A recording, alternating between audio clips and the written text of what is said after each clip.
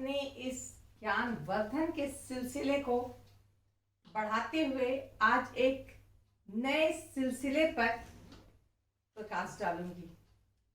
और यह सिलसिला क्या होगा? यह होगा सूफी सिलसिला। सूफी सिलसिला। पिछले क्लास में मैंने आपके साथ भक्ति आंदोलन पर चर्चा की। मध्यकालीन भारत में जब हिंदू धर्म में बहुत सारी बुराइयां आने लगी थी, हिंदू में जो नीचे तबके के व्यक्ति थे, जाति के लोग थे, वो इस्लाम की तरफ प्रवृत्त हो रहे थे, इस्लाम धर्म अपना रहे थे। ऐसे समय में आवश्यकता थी अपने धर्म में सुधार करने की, और उसका प्रयास बहुत सारे संतों ने किया, जैसा कि हमने पिछले क्लास में बताया। जिस प्रकार हिंदू धर्म में भक्ति आंदोलन हुआ या भक्ति संतों का उदय हुआ, उसी प्रकार मुस्लिम क्षेत्र में भी, मुस्लिम धर्म में भी एक सुधारवादी दृष्टिकोण का प्रारंभ हुआ। और यह जो दृष्टिकोण था वह रहस्यवादी था। इसे हम सूफी सिलसिला या सूफी पंथ के नाम से जानते हैं, जो एक बहुत ही महत्वपूर्ण टॉपिक है। सूफी सिलसिला, ये सूफी का क्या मतलब है? तो सूफी का मतलब, उसकी व्याख्या अलग अलग तरह से की गई। सफा, हम लोग सफा बोलते हैं, मतलब पवित्र, साफ सुथरा। तो ये सफा शब्द से सूफी की शब्द की उत्पत्ति हुई।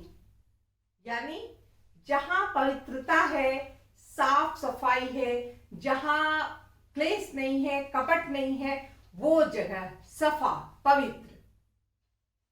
किसी ने कहा सफा का मतलब होता है दर्जा। दर्जा मतलब श्रेणी, फर्स्ट क्लास, सेकंड क्लास। तो ये दर्जा जो होता है, उसके आधार पर सूफियों को पहले दर्जे का, ऊंचे दर्जे का एक संगठन माना गया। तीसरा है सफाशफ, ऊन जिसे कहते हैं।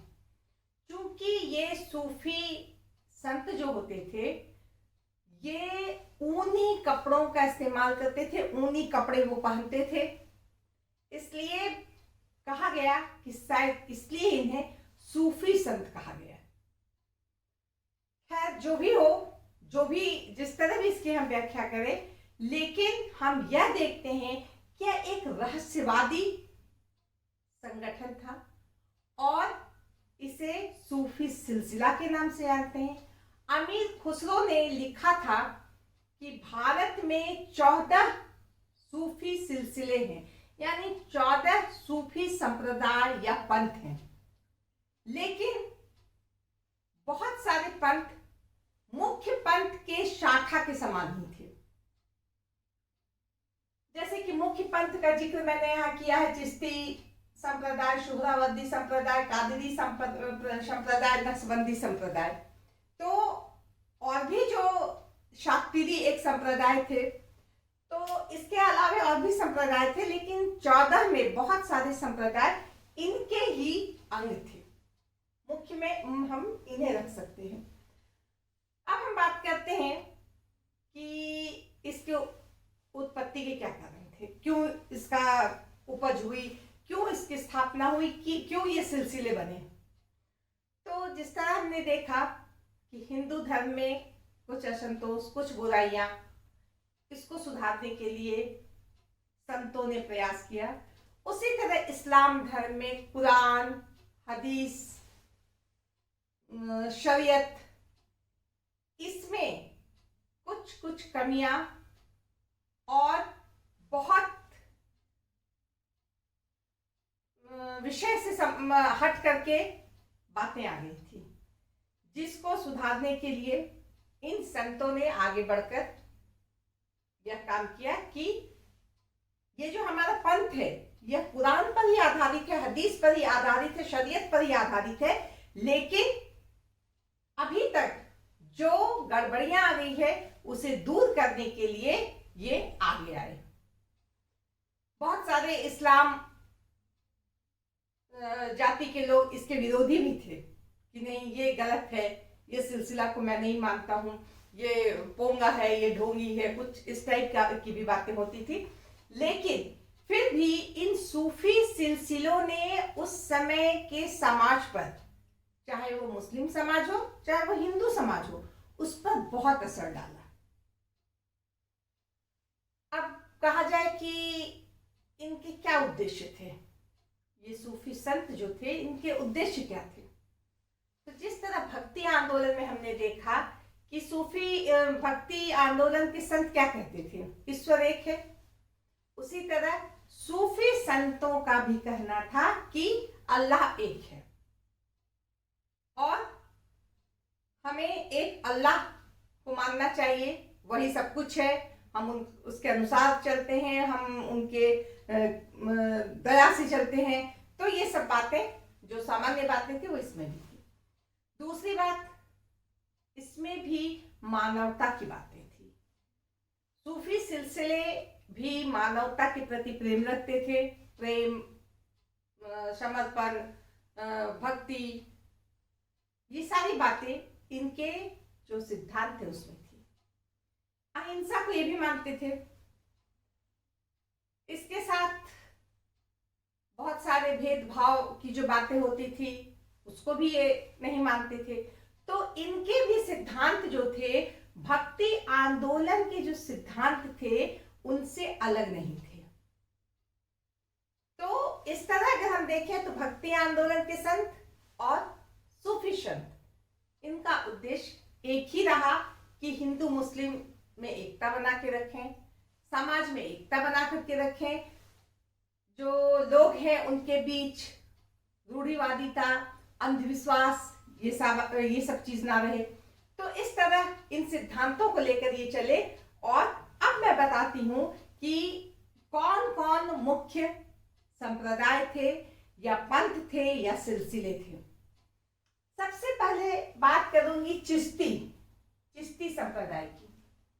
हम सभी लोग जानते हैं अजमेर में जो एक मजार है, लोग वहां जाते हैं, वह शेख मोइनुद्दीन चिश्ती की दरगाह है।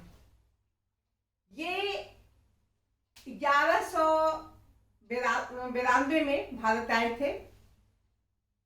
इन्होंने अपने विचार से उस समय के जो उनका क्षेत्र था उसे प्रभावित किया। ये अजमेर में आकर बस गए और इन्होंने लोगों को जो संदेश दिया, इनकी जो शिक्षा थी, इनका जो सिद्धांत था, वह क्या था?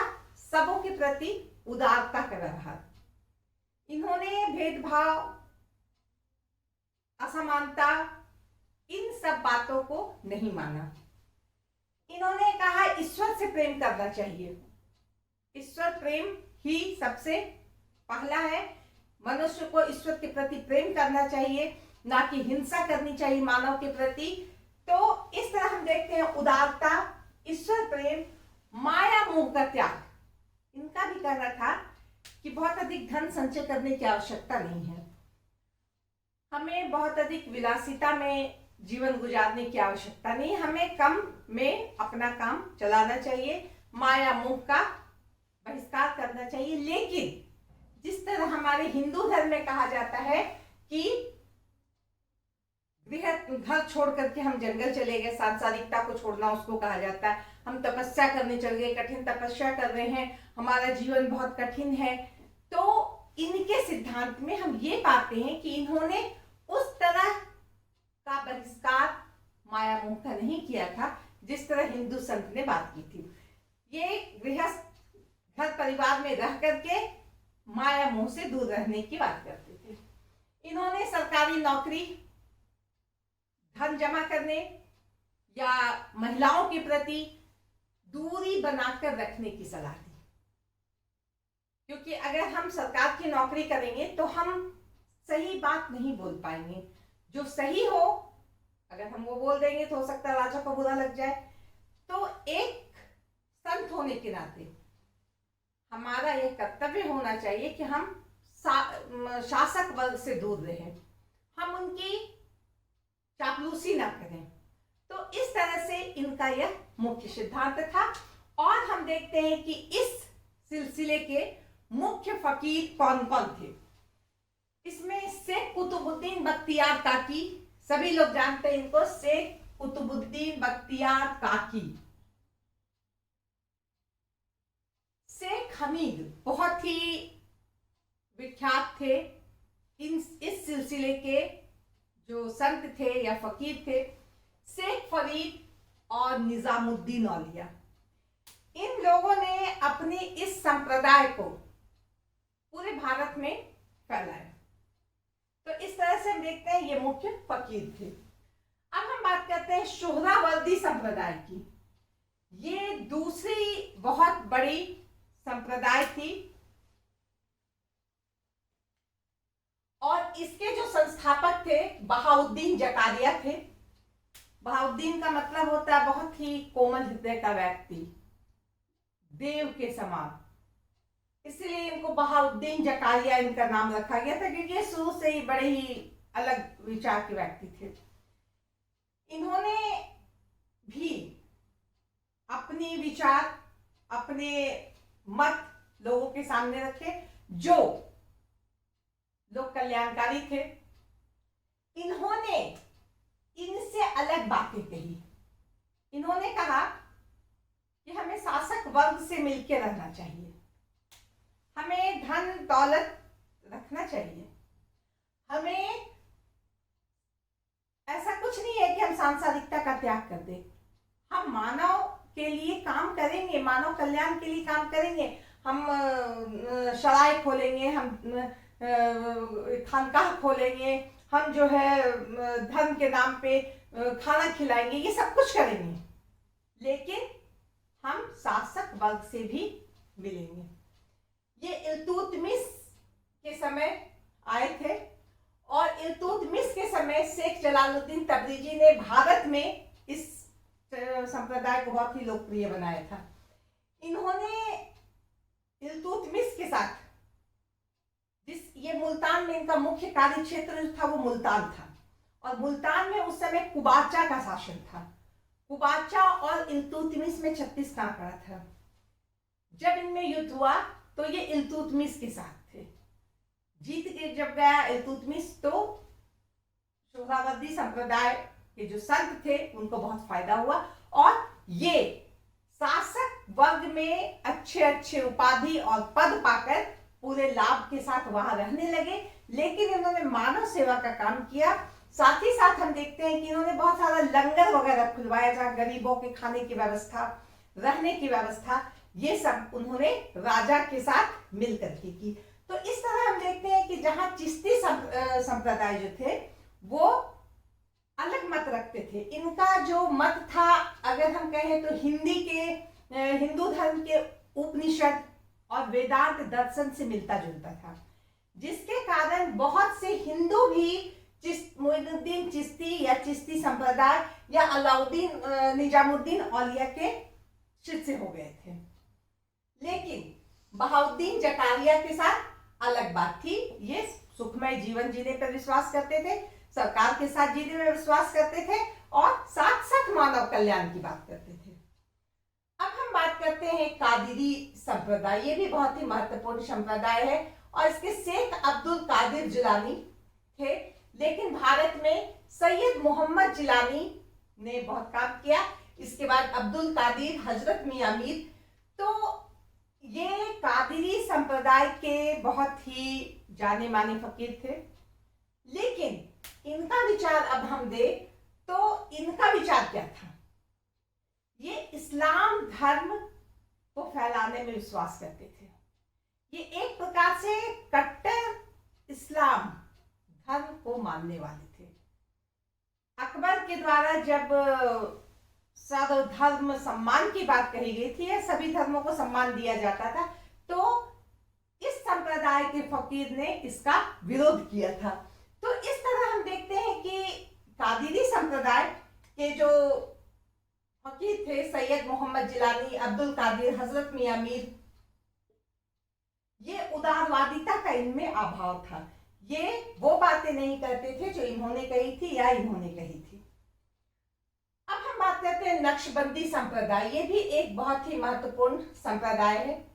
शेख अहमद फारूकी इसके संस्थापक थे और भारत में बहाउद्दीन नक्शबंदी, ख्वाजा बाकी बिल्लाह, मोहम्मद मासूम शाह और वली अल्लाह और दर्द मीर दर्द, ये फकीर नक्शबंदी संप्रदाय के बहुत ही जाने माने फकीर थे। इन्होंने भी अपने विचार से हिंदू मुस्लिम को अपनी तरफ आकर्षित किया और इन्होंने, इस संप्रदाय के फकीरों ने इस्लाम धर्म की खोई हुई प्रतिष्ठा को पुनः लाने की कोशिश की, पुनः पाने की कोशिश की। हम देखते हैं कुरान, शरीयत और हदीस का महत्व जो समाप्त खत्म हो रहा था या लोग उसे नहीं जान रहे थे, उसे फिर से लोगों के सामने उस सही चीज, सत्य जो सही है वो रखा और लोगों के प्रति इस्लाम के बीच में इसका महत्व को बताया, इसके महत्व को बताया। और शरीयत जो मुसलमानी कानून थे, इसको इन्होंने बहुत महत्व दिया कि हमें शरीयत के अनुसार ही काम करना चाहिए। इसके साथ ही हम देखते हैं कि इन्होंने धार्मिक कट्टरता पर बल दिया। मोइनुद्दीन चिश्ती की हम बात करें तो उन्होंने धार्मिक कट्टरता पर बल नहीं दिया था, लेकिन सुहरावर्दी का भी उस तरह से वो कट्टर नहीं थे। इनके अनुसार उदार नहीं थे, लेकिन इनके अनुसार वो कट्टर भी नहीं थे। तो इस तरह से हम देखते हैं कि जो सूफी सिलसिला था और इस सिलसिला में ये मुख्य पंथ था, इनके ये महत्व, इसके संस्थापक थे और ये प्रमुख फकीर थे और इनके उपदेश यह थे। कहने का अर्थ यह है कि सूफी सिलसिला, इसने भी तत्कालीन समाज पर अपना एक बहुत ही अच्छा प्रभाव छोड़ा था।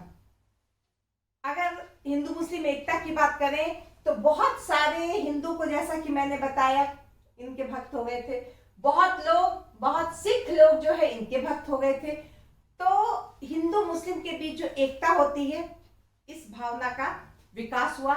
जैसा कि हमने देखा कि भक्ति संप्रदाय के समय क्षेत्रीय भाषाओं का, क्षेत्रीयता का विकास हुआ था, उसमें वो चीज यहाँ पर भी पाते हैं हम। तो इस तरह से यह एक बहुत ही महत्वपूर्ण विषय है और ये जो हमारे संप्रदाय है और ये जो हमारे फकीर है और ये जो संस्थापक है, यह हमें हमेशा याद रखना चाहिए, क्योंकि ये बहुत ही महत्वपूर्ण विषय है इतिहास, मध्यकालीन भारतीय इतिहास के लिए। तो इसके साथ ही मैं इस चैप्टर को यहाँ समाप्त करती हूँ। धन्यवाद।